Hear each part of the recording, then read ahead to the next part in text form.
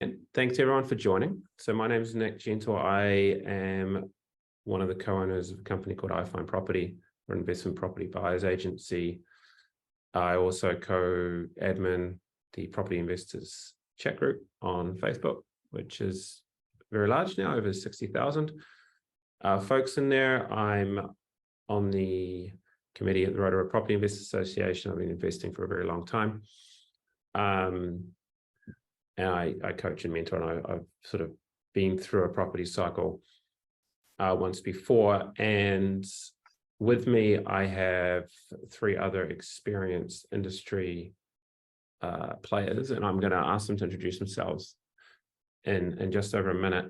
But I just thought I'd give some context for why we put this webinar on. And it was because I was chatting with Peter, who's on this call, and some other people about what investors are feeling right now and what they're looking for right now heading into the summer on the back of some pretty grim bank news and economic forecasts, and following on from some pretty rubbish tax changes. And we decided that it would be kind of cool if a group of us could get on a call and talk about what it's been like to invest in previous cycles, how we're preparing ourselves, how we're advising people within our realms of expertise to sort of prepare and look forward, as well as addressing what's in front of them currently.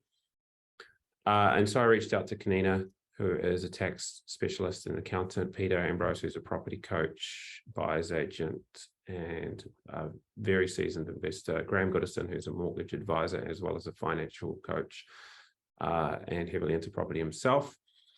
And we put this together. So I'm very happy to have you guys on here. I know you're all super busy folks. And I thought I'll go around the room just quickly and let you introduce yourselves. And then we'll kick into some of the topics that I put out on to you, and also to the iFind Property database about what we could perhaps talk about today. So Kanina first, could you please just let the folks at home know who you are and a bit about your background? Hi everybody, good to be here. Thanks for the invite, Nick. I started investing back in 1999. My first foray into property investing was with a name some of you might be familiar with, a man called Dolph DeRoos. And I signed up for a mentoring program, and I remember driving home from the mentoring, from the place where I'd signed up for this mentoring program, thinking, I think I've just been taken in because I just parted with $12,000 to sign up for this mentoring program. And quite frankly, it's the best $12,000 that we had spent, and that got us started on our property investing journey. Since then, we've tried lots of different things. If there's about 35 different strategies in property, I've tried about 20 of them, not all of them successfully. Been through the GFC, tried property development, as well as investing, and pretty much love anything around and to do with property. So my background is as a chartered accountant, and I've done quite a bit of work around the whole structuring side of it. And to be honest, if you can't get your foundation right, at some point you're going to have to come back and get that fixed up. So at some point you do have to make sure that you've got your right starting blocks in place. So I'm pretty passionate about, how we make sure that we get that part of it right for property investors, so that you've got a good base to stand on as you move forward. So that's me. Cool. All right. Thank you very much, Kanina. We're really happy to have you on, because I know how super busy you are, and just before Christmas. Peter Ambrose. Right. Hi. Thanks. Thanks for inviting me, Nick. And hi, everyone listening at work maybe, and or at home.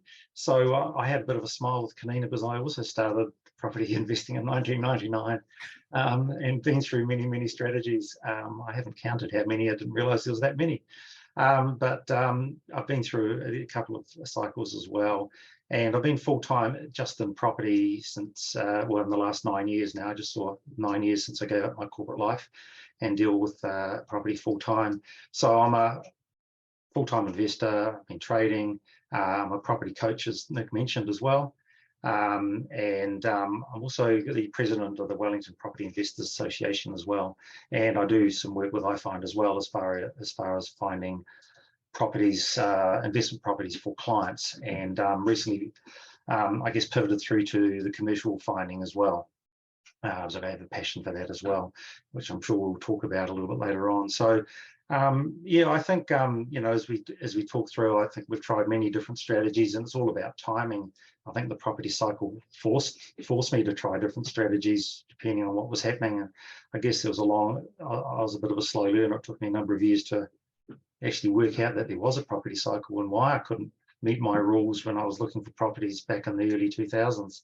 And then I realized this thing called a property or an economic cycle, and then started learning different tactics and strategies around how to leverage what's happening in the economy. So yeah, I was saying to Nick before, I think every cycle was the same but different, and the lessons learned are lessons earned, and applying them in different cycles is the way to go, which I'm sure we'll talk about later on. So yeah, that's me, Nick. Thanks.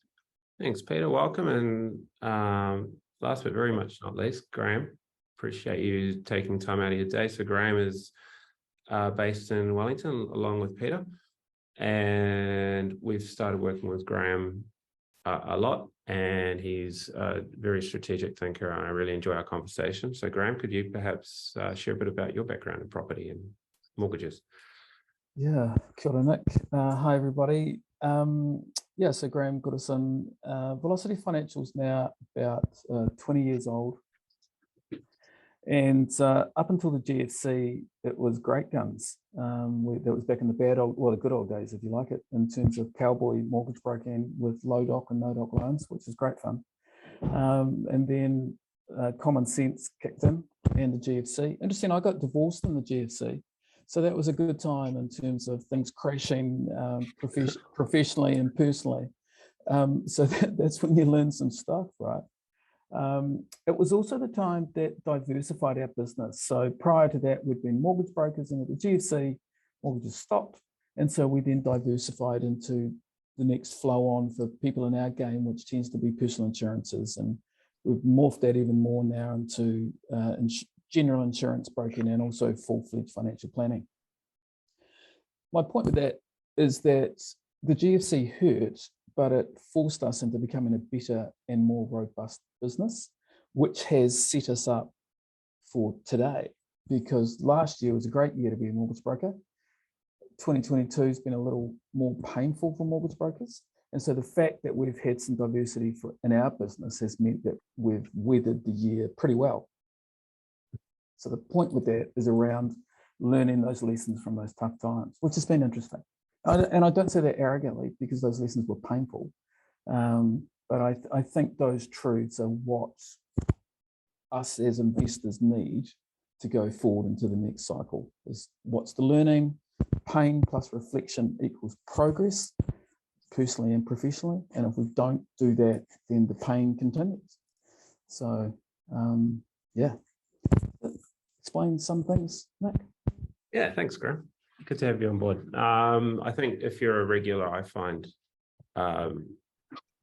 database member, you'll have heard from Kanina and Pete many times in the past, but it's good to have you on board helping us out today, Graham. Cheers, and I think the whole purpose of this, and I don't have presentations ready for this, I think this is going to flow like a free-form conversation. Just for the attendees watching, at the moment, there's 67 of you, and it's just gone up to 68. So we can't have probably a lot of Q&A coming through.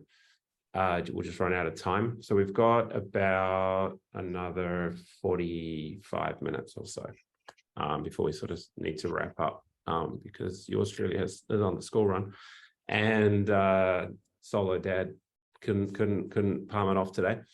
But I thought we really want to talk about the emotional side of basically when things start to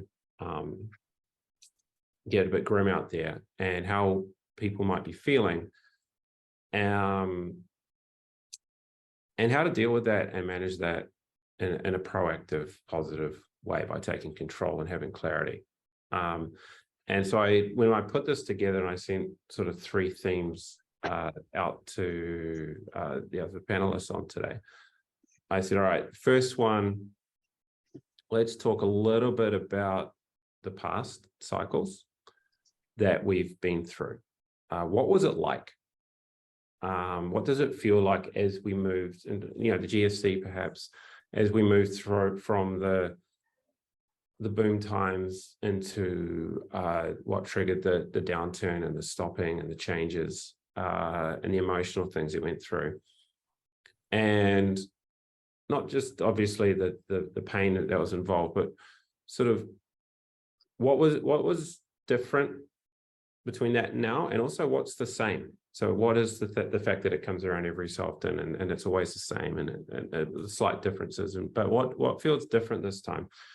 And what you saw, I guess the other one would be people do well, the people who did well and came forward and are stronger investors now for it, and those who, the mistakes that you saw that perhaps are going to be repeated and could be avoided.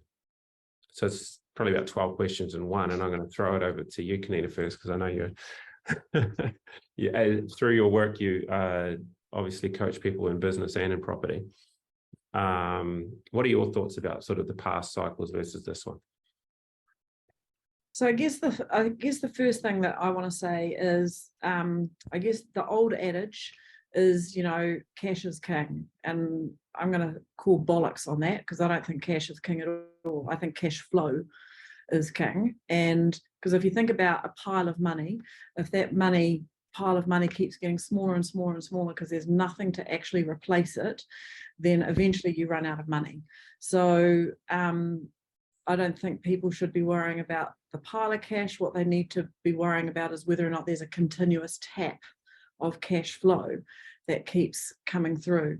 And it doesn't really matter what your and Graham might have a different opinion about this from with his distinctions in the mortgage broking world, but certainly my experience is that as long as you can keep making your payments on all of your mortgages and you never skip a mortgage, the bank's not really going to pay too much attention to you, as long as you can keep making all of those payments. Certainly if you want to borrow more money, then that obviously becomes a problem, but as long as you can keep chugging away and stay below the radar, then you're going to be on the right side of things.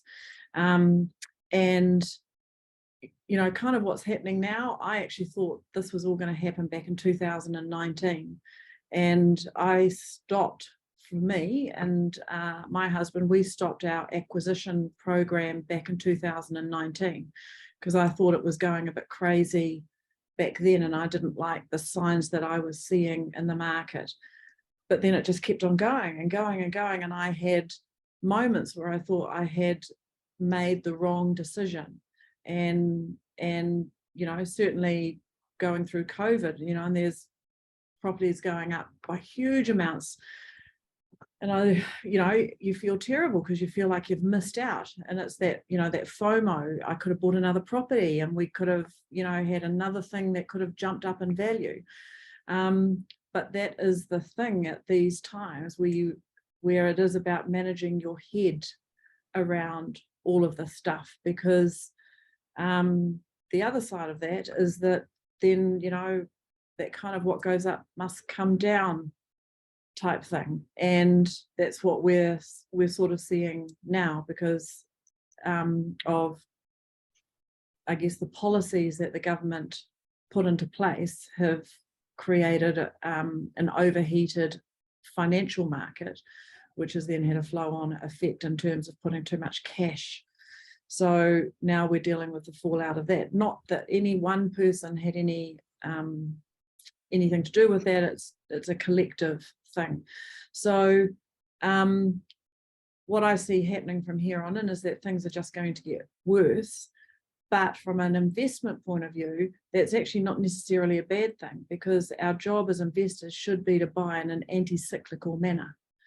So if we're able to manage our head and we can keep our cash flow turning, and we go, what we're looking for are the gaps in the market, and we can buy and manage our head around buying in an anti-cyclical manner, then the market turning is actually a really positive thing. So the mistakes that I see that get made are that people end up with lots of money in their pocket, and then they can't manage their head, and then they just want to go out and spend it, which we've all seen evidence of that.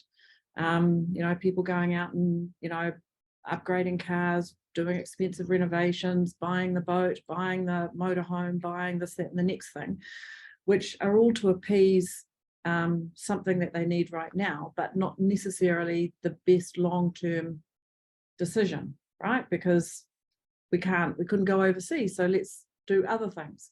So, and it's not that those things aren't important, it's just that where do those things sit in terms of a plan? So you can't take it with you when you go, so you still have to live, and you've got to make, you know, you want to have a good life, but you also don't want to get to retirement when, you know, ostensibly you want to give up working and not be in a position to be able to stop working. So my biggest thing is, how do we manage the cash flow, and that whole thing about just continuing to leverage and borrow against equity. At some point, you've got to pay the piper. And I think we keep forgetting that as a total investing community. I think we keep forgetting that. The whole point of getting into property is at some point you want to be able to live off it. And it's hard to do that if you keep borrowing off the equity. Yeah. Thanks, Kanina. Just for anyone watching, if you have any, we do have a chat box. I'm not sure where it sits on your, as a guest, they're probably at the bottom if it's a normal Zoom thing. Feel free to pop questions in there. And I'll sort of triage them as they come through. And we will have, try to have a Q&A section sort of at the end if we can fit it in. Peter, I'll hand the mic over to you. Because you have been through the whole cycle in previous times. What do you have to add to what Kanina brought up? Yeah, look, I think Kanina covered off really well. I mean, cash flow is absolute king, and I guess we're all in a different situation in our own personal situation where we are in our life. I am a full-time investor, as I mentioned, so you know I live off my rents. And the other little bits and pieces I do. So I got to that stage by building cash flow, just cash flow. I never really chased the equity because it was something that was in the future and I couldn't predict the future. But what I can always look at is what can I do now? So, you know, in the crazy years that we've just had, with the way rents were going, what I spent my time and equity and money on was renovations on my existing property to increase my cash flow. Again, it's just where we are in the property cycle. So my focus hasn't been on acquisition in the last few years because I couldn't justify the yields I'd be getting. But with the rents going up as an investor, and I'm just purely coming from an investor's perspective here, nothing else, it made sense to increase the number of bedrooms in the market that I deal with in central Wellington. So I spent, you know, a lot of money doing that, and that's, I guess, going to hopefully tie me over in the next few years as equity, if you like, stays very similar or fluctuates up and down for the next few years, as we can see. I mean, if we look back over the last few cycles, you can see that, and I remember this a couple of times, and probably Kanina's the same, that at the time when there was no more hope that you're going to come out of this, that's when the market started to pick up, just after everyone started selling. And at the moment, there's still some hope in the market, particularly around the election. And I do see 2023, to be honest, Nick, is a really tough year for interest rates. I think there will be some opportunities in the market with the experience that we've got over the last 20 mumble years. you know, my tactics have changed for next year, very much so. I'm looking at stuff for next year that I would never have looked at in the last 5-7 years. And it's purely about pivoting and leveraging to keep cash flow. You know, I'm probably contrary to a lot of people talking, is I'm not a huge fan of new builds, because again, I can't manage, you know, I can't manage that cash flow. I can't control all the costs. There's a big gap between when you enter a contract and when the property is actually finished. So I can't control that market. I'm not making cash flow at the end of it. And I always talk about, you know, 100% funding. At some stage, you know, you're borrowing the money from somewhere, robbing Peter to pay Paul, or hopefully robbing Paul to pay Peter, but to pay for that. So I allow for 100%. And if the numbers make sense at 100% funding, then absolutely. You know, no one ever went bankrupt taking a profit. So as long as you can keep the cash flow going, and there's things to do in this market that may help. And I'm sure Nick's, that's one of the questions. What's I mean, we'll just, before we move on to here's some thoughts from Graham. What are some of the things that you're looking to do next year and perhaps the year after that, as we go into an extended flat period, that you wouldn't have done in the last 5 years? Just some thoughts. Well, one particular tactic I'm looking at is about relocatables. I think, you know, have been focused around universities and hospitals for my renting career in Wellington. And I've had quite a lot in Auckland as well. I've sold down a few, reduced my LVR, etc. So I think in the suburbs, particularly now, there's opportunities to buy properties at reasonable prices and put a relocatable on there, which, you know, it's a bit of a hedge, because if the current government get in, then, you know, you've got tax deductibility, which I'm sure Kanina can talk more about. With a new build, it's considered a new build, so you can claim the interest on that and existing. And you know, if you can pick up a property at a discount in next year's market, you know, you could easily achieve 10%. And I would say that would be the minimum I'd want to get. Now, with the tax deductibility as well, that's cash flow positive, even at interest rates at 6-7%. So I would certainly look at that. Would probably be the number one thing on the residential market. I think there's a bit of uncertainty around building materials, around labour costs, and even rents. You know, because the borders, even though they're open, they're pretty shut. There's not a lot of people coming in reality. You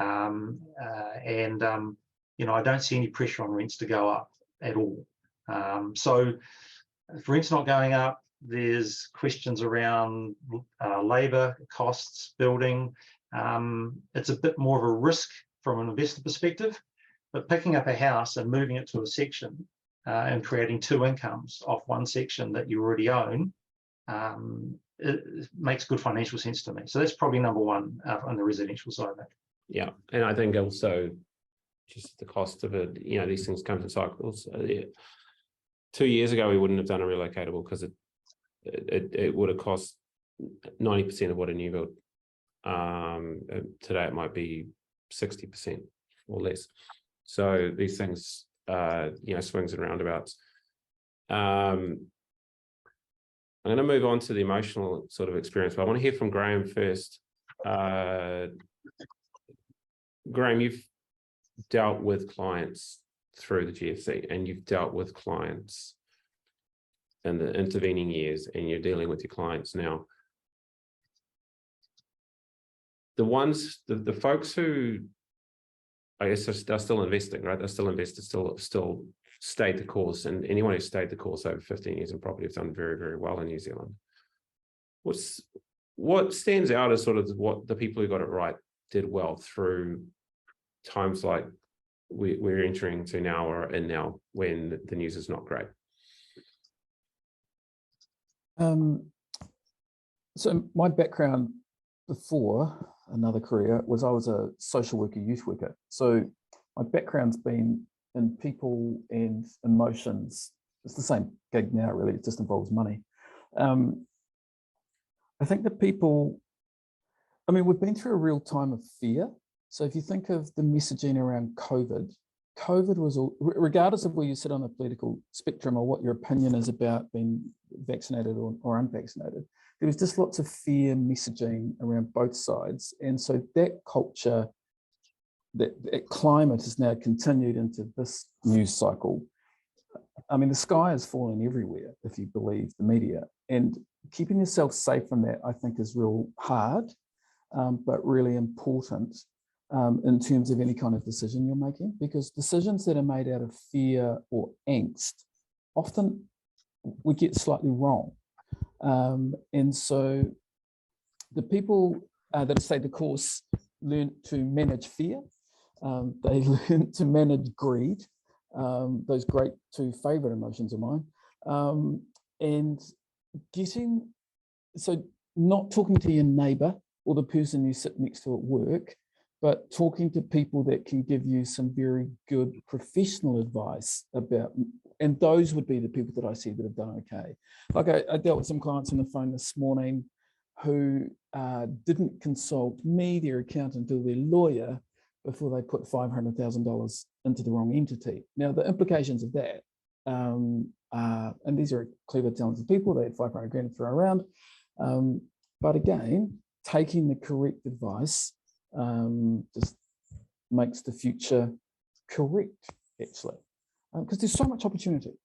I think the one thing I would say is that there are lots of people that are probably listening to this as well that are really freaking out and have made some decisions that aren't that great. I bought a bar in the last GFC because I was full of arrogance and bravado.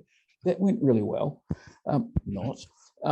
So it's how we manage those bad decisions as well. How do we deal with our own sense of self and self-worth and that fear that we're going to lose it all? And, I think those are the tricky things in this time. There's always solutions, but it's about managing those emotions that are really critical.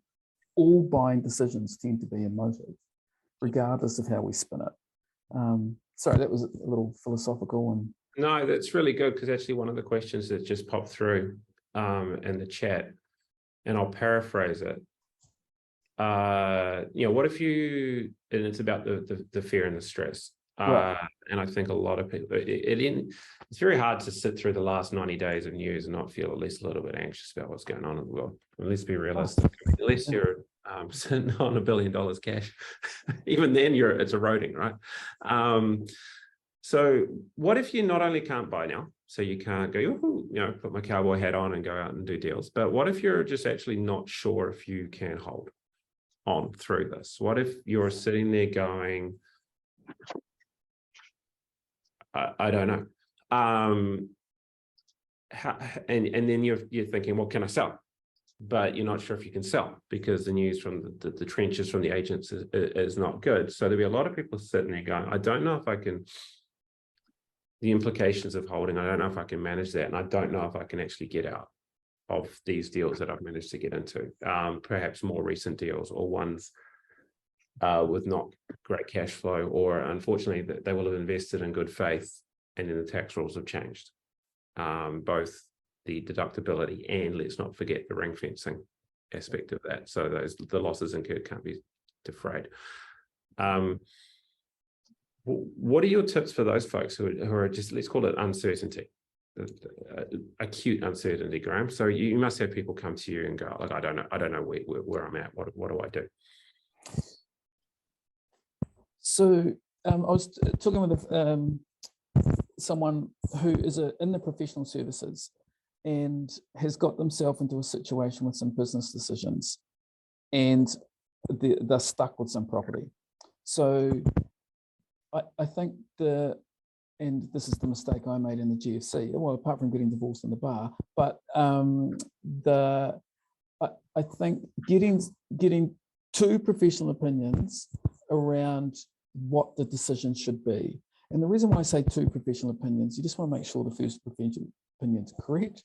And sometimes taking the loss today is the best decision, because the loss in 6 months' time is worse. And that's really tough to hear, and it's incredibly tough to do if it's all you've got. And I appreciate that, but sometimes a loss today is better than the big loss in the future. How you manage your sense of self around that and your self-worth and the future and what that is another question. But does that answer your question, Nick? It does. I want to just add to that. I think it was Kanina who said it. And since you're a mortgage advisor, I want to just get your thoughts on this. She basically said, look, the banks don't get in touch unless you give them a reason to. Oh, yeah. Can you back that up? If someone's sitting there thinking, I don't know if I can hold all this stuff, but if you're managing to, even if it's by fingernails for a period, are the banks going to get in touch and say, hey, look, I see you're putting too much of your income into your mortgages. We need to have a chat about that. Do they do that, or do they sort of leave you be? I'd imagine they leave you be. Yeah, well, back to what Karina was saying is that I think keeping your head, Grant Robinson has pointed out that, I think he said a number of times, is that it's the bank's job to look after you. That is not true. It's the bank's job to look after their shareholders.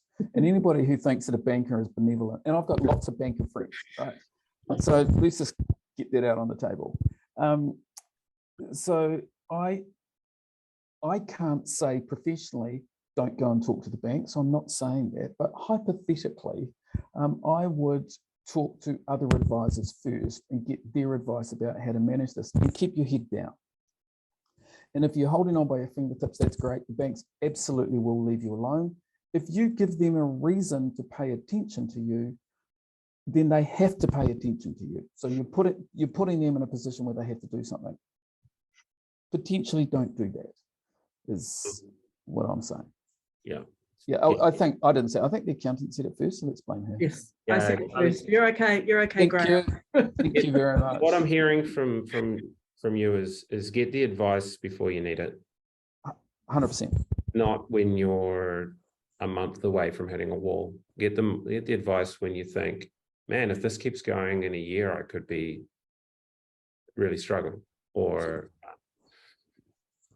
we know what cash flow is going to look like for the next 12 months. We know what interest rates are going to do. You can factor in I just reinsured my personal property. It went up by 50%, right? And I own the brokerage. So these boys are doing me a favor. So we had very hard words. So build that in. You know what it's going to look like ahead of time. Start the conversation. Yeah, it's scary, but you need to have it. Yeah. And I'll add to this, talking to your broker or your accountant is not the same as talking to your bank. You don't have any responsibility to record the conversation, slip it to the BNZ guy and anything like that. You work for the client, and then you and the client, you go into battle with the bank on the client's behalf. Absolutely. Yeah, can I just add to what Graham was saying too, Nick? I think doing nothing is not really an option from where I sit. You need to do something. If you've done your modelling and I agree, Graham, insurances are just skyrocketing, as we all know, and I don't see that changing anytime soon. No. And you can manage out your cash flow forecasts, etc., for the next 12 months. One of the things to have a conversation with your mortgage broker is potentially moving from P&I back to interest only to preserve the cash flow. I know that sets up a whole, again, looking at all your financials, etc. But if you're doing it through a broker, it'd be better than going to the bank directly. But I think if you can see that there's trouble down the track, it's best to address it now, preserving cash flow. And if a mortgage rate's coming up for renewal, if you're on P&I, which probably most people are, it may be an opportunity to look at going interest only to help cash flow. Yeah. The other one just to segue, I'm helping a client work out what to do a little bit. And as we went through and looked at all of his cash flow projections, his biggest impact is the fact that he's had his loans on interest only forever. And now they're taking over to P&I, and he doesn't have a lot of time left. So he might be paying $2,000 or $3,000 a year in interest on some small loans, but 10 grand in principal. So, folks like that, again, go and chat with your broker and see what can be modeled. Had Dan Sorry, Kalina, go for it. All right, so I was just going to say that from a financial point of view, I would echo Peter's comments there, is that I think for the next 12 months, anything that you can do to hold on to your cash flow and build up a buffer in your own bank account.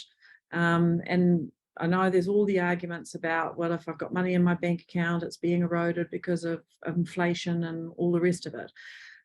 Having said all of that, the issue still is that, that we're still going to have unexpected expenses. The heat pump's still going to break, the, tenant's still going to break the dishwasher or smash the toilet, or, something's going to happen. There will be those unexpected expenses, and they might have been easier to meet in the past when you were only paying 2.39%.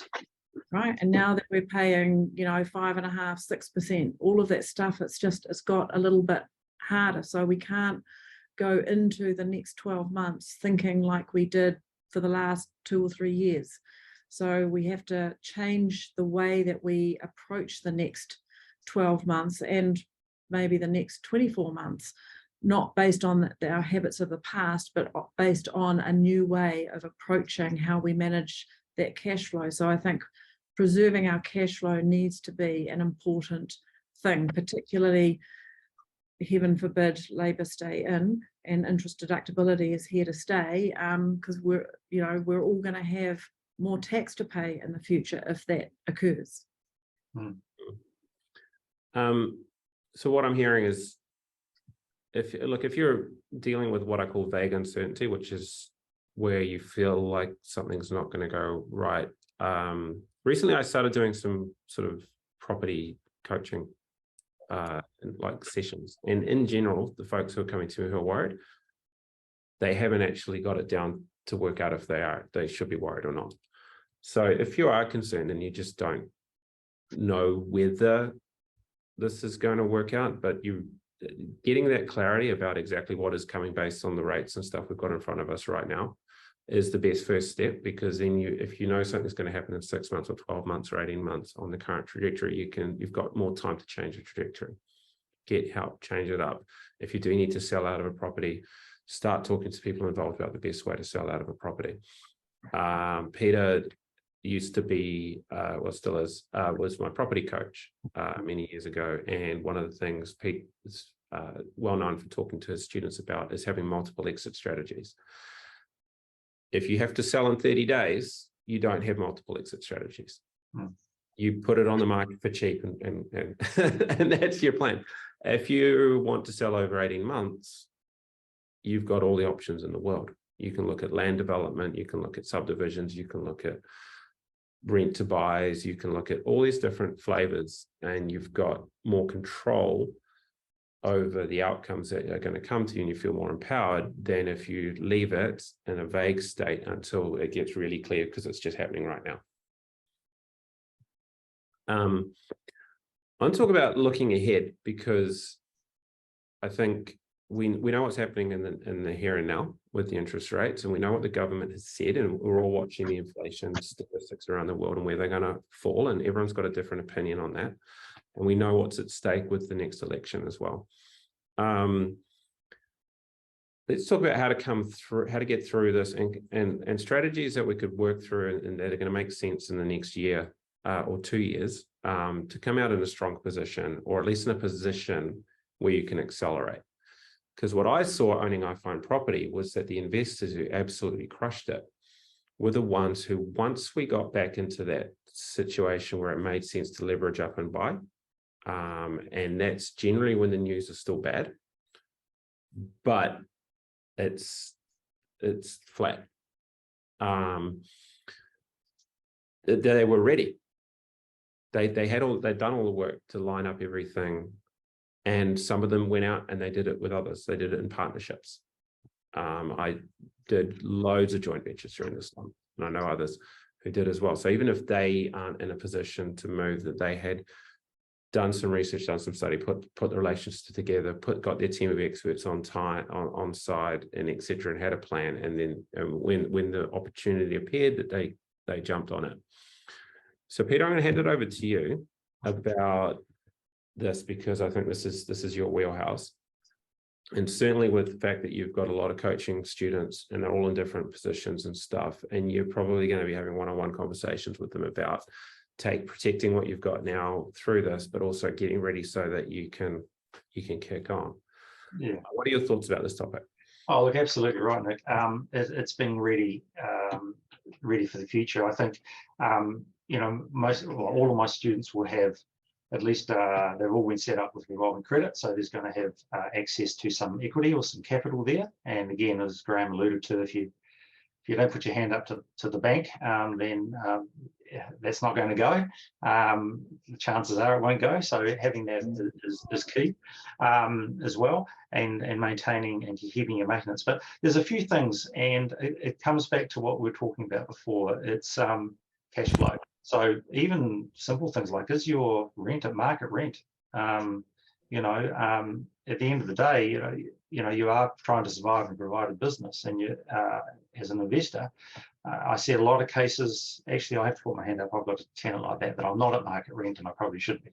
But being at market rent helps your applications, because at the end of the day, I've always found that that equity or follows cash flow. So the more cash flow you can get, the more valuable your property becomes, and then the more money you can borrow from the bank, as far as that cycle is concerned. So next year, as I mentioned, I think this relocatables in the suburbs for a lot of my students. Also commercial property as well. I think commercial is a very good leverage to have in the portfolio. I'm not necessarily talking about the small industrial units, that there's a lot of them around at the moment, but having a good sort of a warehouse or something like that. Not a huge fan of retail either, but at the moment there's not as much government intervention on commercial, should we say, as there is in residential, and it is, your interest is deductible. I know interest rates are high, but I won't get into all of that today, but I think relocatables and I think commercial property are both really good cash flow strategies for next year. Again, I think adding rooms where it makes sense for small renovations to increase rent is always on the table. It's just analysing whether it's cost effective. I mean, I won't do it for under 10% yield at the end of the day. It's sort of my rules. Again, it's whatever I can do to look at cash flow. Not looking to sell anything next year, looking to hold on. Probably not looking to grow residential portfolio. I don't need to. Where I am in my life and more at the retirement stage, unfortunately, but definitely adding commercial to my portfolio is going to happen soon. So, and again, it's for cash flow, and it's also diversification and being able to hedge if the current government, heaven forbid, remain in next year as well. So they're probably the main things. The rest is in the area of Graham's, as far as really tweaking your finances, and Kanina's, of course, really going through your finances with a fine-tooth comb. It's not just about buying properties and renting them. It's about managing that whole financial situation where you are. What can you do better to get, to squeeze more blood out of a stone, if you like, to squeeze more money, or don't spend as much with your existing portfolio. I think when I take over a new student, I thought one of the first things I do is I look at their existing portfolio. If they've got one, a lot of my students don't have any to start with. And there's always a case where I can squeeze more money out of what they already got. And going back and revisiting what you own to see how I can get more increased rent would be the number one thing I would recommend to do. Cool. Thanks, Pete. And Kanina, your thoughts on that? So look, strategies heading into the next 2 years to obviously that protect mode during the uncertainty, but then really preparing to accelerate. Yeah, so I think a lot of what Peter said, I would absolutely agree with that. I think the whole thing around preserving cash flow, I still see a lot of people, for example, paying their insurance annually, and they do that because they go, I save, 6% by not putting it on, you know, on a month by month, but that means that you have to come up with a horrifically big lump of cash. For goodness sake, forget about that and just put it on a month by month, and don't put the pressure on your cash flow to come up with a huge amount of cash to have it go out the door in one lump sum. And exactly what Pete talks about, going back and revisiting existing portfolios. I find that all the time. Everybody wants to go and buy another property, and they leave money on the table with their existing portfolio. They haven't investigated whether they could put a minor dwelling on there, whether they could do something to improve the rent, to improve the actual property, to leverage what they've already got. And by leverage, I don't mean just borrow more money against it. I mean actually turn it into a better producing property. And part of that is also about whether or not you have the opportunity cost of investing in that property versus investing in another property, which comes back to the point that Graham made around sometimes making those hard calls, right? When you have $1, you can only spend that $1 in one way. So do you spend that $1 and get a crappy return for it, or do you take it out and you go and put it into something else where you could get a much better return for it? And the number of times that I've had to talk people out of keeping their family home as a rental property, it was never bought to be an investment property. So it didn't meet the criteria for being an investment property because that's not what it was designed to be. So don't think that keeping it as an investment property would make it into a good investment. You know, often if you took your home and you went out and sold that, you could probably buy 2 properties and get double the amount of rent for what you would have got for just having one property that was your home as an investment. So, you know, these things, they're not easy to look at and they're not easy decisions to make. But if you're not, the easiest thing is to make better what you already have rather than going out and finding new property. It's similar to that old marketing thing, which is it's easier to look after an existing customer than it is to go and find a new customer, or the cost of acquisition of a new customer is less than the cost of looking after your existing customers. So doing everything you can to look after your existing property. The relocatables are good. Commercial property, I'm a big fan of industrial property, not necessarily those small kind of studio warehouse type things, but industrial property. I think that's the backbone of SME business in New Zealand. And I think putting together and forming relationships with community housing providers and going and finding stock that they might be looking for to then turn around and provide that for them is also a great strategy, because all of that interest is also going to be 100% deductible. Right now, I am not a fan at all of new builds because of the time frame which Peter talked to. I'd only be interested in a new build, quite frankly, if the developer was about to fall over and the development was just about finished, right? And we're a hop and a skip away from the property being finished, so that you knew exactly what your outcome was and all the rest of it. So it's interesting because probably in the last 6 months with iFind Property, we seem to have had a series of people coming and buying properties that were 1 to 3 months from completion. And that would suddenly became a point of inquiry as they saw in the news timeframes blowing out, cost blowouts, and all of this. Is the buyers are definitely and investors are definitely now focusing on that too. Yeah. And just on what you're saying, Kanina, you know, what I was talking about before is going back and revisiting your portfolio. Case in point, I've got one property that's going through its 3rd building consent over the period of years I've owned it, because it makes sense to do something else to it.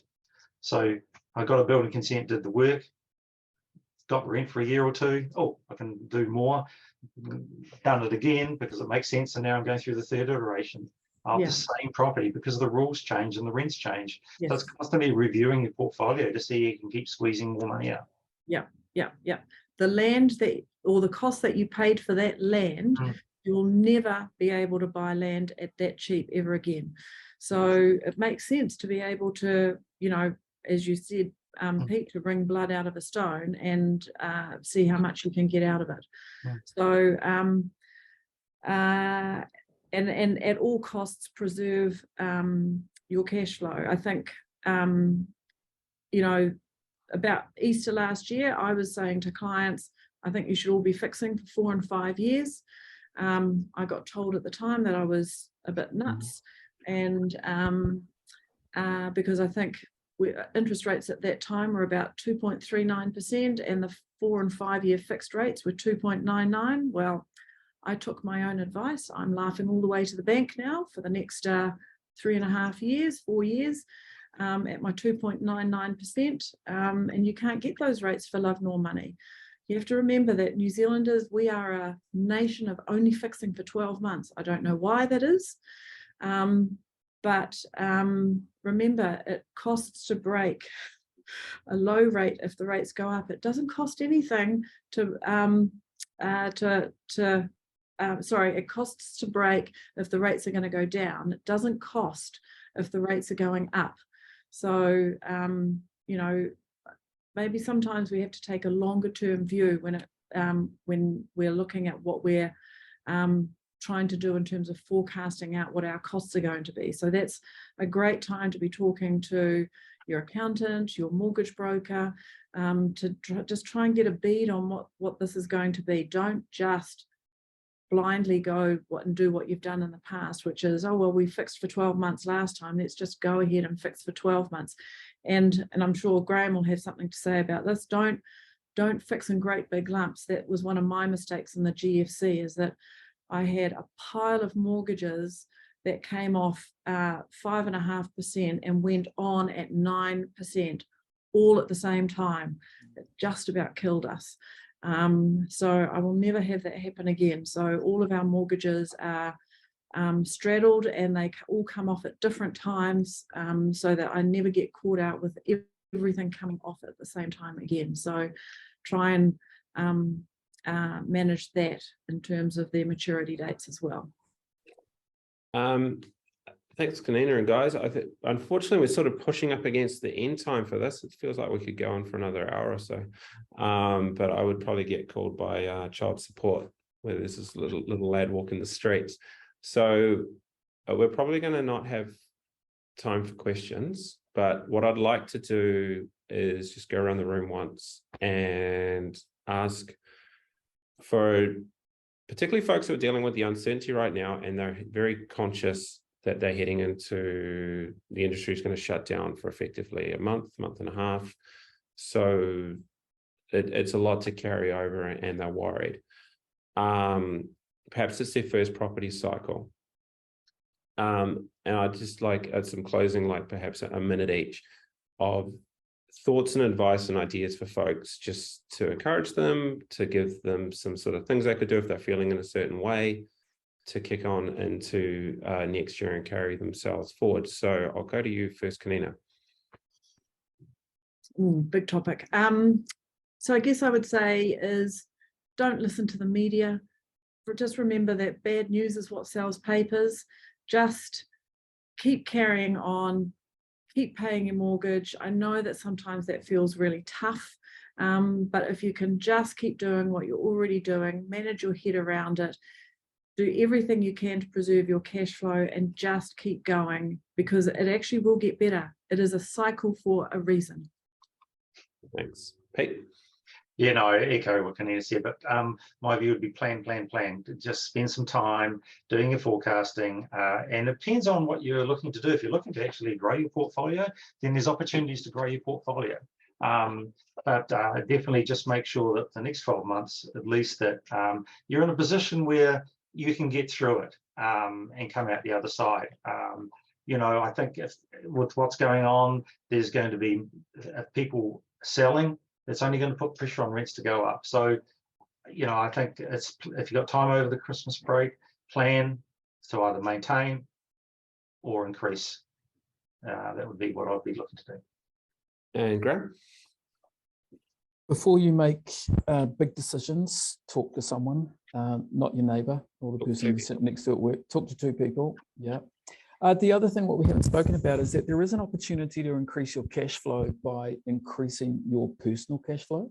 So if you are in salaried employment, if there's 2 of you involved, you can substantially increase the income into the family at the moment in terms of the pressure on wages. So there's an opportunity to do something in that space. None of my staff are allowed to do that, and don't talk to them. But I mean, if you work in Wellington and Auckland, a couple could increase their household income by significant amounts. Yeah. So that's something that people aren't doing enough of. You know, I had a client, he works for an American consultancy. He went back to them to say the New Zealand rates have gone up so much, and they increased his American consultancy rates by 20%.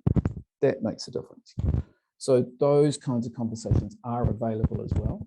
Yeah, and that's really important. Just to remember that property is an augmentation to your life. When you're looking at this, it's not just the property has to be this standalone box sitting over here. There've been a number of times when I've had to bring money in from somewhere else to sort out a property project because lending didn't work out or something, and then it goes back in the future when you need it to. It's the great ship Nick Inc. needs to sail north, and if the cash flow to prop it up to get me going comes from work or from a deal or from rentals or from something else, just the fact that property got tough for a little while. Again, everyone's circumstances are different. So obviously if everything's on the rocks, everything's on the rocks. But quite often, more often than you'd think, there are opportunities out there that will just help you get through it because it is temporary. And I'll close with just a reminder of the property cycle.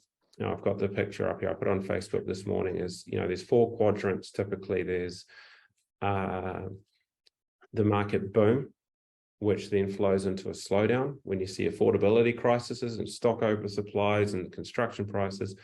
Then you go into a slump when business confidence goes down, valuations start to go, there's more sellers and buyers, not a lot of confidence. Sounds familiar.